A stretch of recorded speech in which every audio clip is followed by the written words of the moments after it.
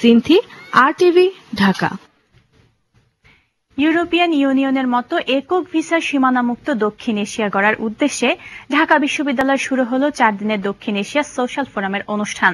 বিকেলে শাহবাগ থেকে এক বিশাল র্যালির মধ্য দিয়ে শুরু হয় অনুষ্ঠানের। র্যালিটি কেন্দ্রীয় শহীদ মিনারে গিয়ে শেষ হয়। পরে এক সম্মেলনে ভারতীয় সাংবাদিক বুদ্ধিজীবী কুলদীপ নায়ার বলেন, এই অনুষ্ঠানের মধ্য দিয়ে সীমানামুক্ত একক দক্ষিণ এশিয়া গড়ার আন্দোলনের সূচনা হলো, আর তা সম্ভব হলে ক্ষুধা ও দারিদ্র্যমুক্ত দক্ষিণ এশিয়া গড়া সম্ভব হবে। আর ঢাকা বিশ্ববিদ্যালয়ের উপাচার্য অধ্যাপক আরিফিন সিদ্দিক বললেন, মানুষের সঙ্গে মানুষের সম্পর্ক তৈরি আর বৈষম্য দূর করাই এই আয়োজনের মূল লক্ষ্য। জনগণের সাথে জনগণের সম্পর্ক, সরকারি সম্পর্ক, কূটনৈতিক সম্পর্ক, এগুলোর বাইরে গিয়ে একটি বিকল্প ফোরাম আমরা তৈরি করেছি। There will be one visa from Afghanistan to up to Myanmar. There will be borders will be soft, and citizen